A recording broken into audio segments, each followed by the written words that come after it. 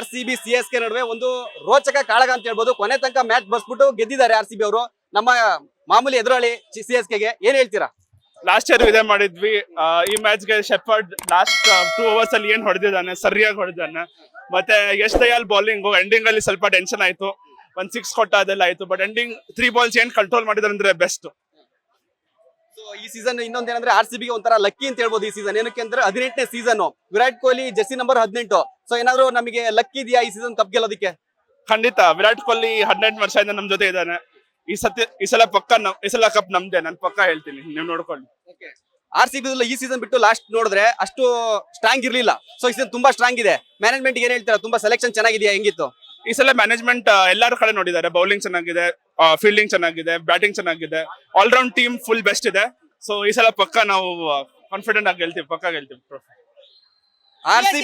RCB ಜೊತೆಗೆ ಇನ್ 3 team ಯಾವ್ದು play of ಗೆ ಹೋಗ್ಬೋದು ಅಂದ್ರೆ RCB ಜೊತೆ ಒಂದಂದ್ರೆ ಡೆಲ್ಲಿ, ಗುಜರಾತ್ ಮತ್ತೆ ಇನ್ನೊಂದು ಪಂಜಾಬ್. ಈ ಸಲ ಕಪ್ ನಮ್ದೆ.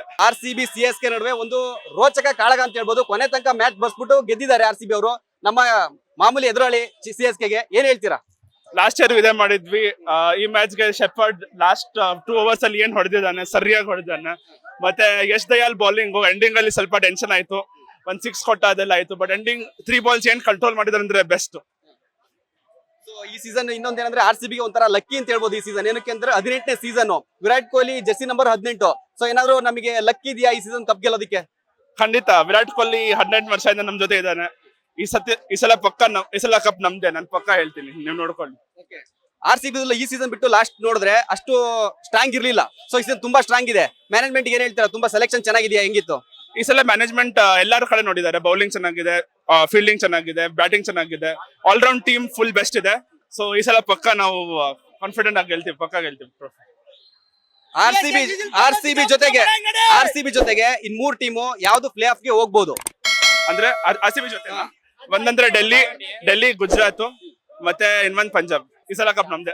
ಲೇಟೆಸ್ಟ್ ಹಾಗೂ ಇಂಟ್ರೆಸ್ಟಿಂಗ್ ಸುದ್ದಿಗಳಿಗಾಗಿ ಬಾಸ್ ಟಿವಿ ಕನ್ನಡ ಚಾನೆಲ್ನ ಸಬ್ಸ್ಕ್ರೈಬ್ ಮಾಡಿ. ಹಾಗೆಯೇ ಬೆಲ್ ಐಕಾನ್ ಪ್ರೆಸ್ ಮಾಡಿ. ಇದರ ಜೊತೆಗೆ ಫೇಸ್ಬುಕ್, ಇನ್ಸ್ಟಾಗ್ರಾಮ್, ಎಕ್ಸ್ ನಲ್ಲೂ ಮಿಸ್ ಮಾಡದೆ ಫಾಲೋ ಮಾಡಿ.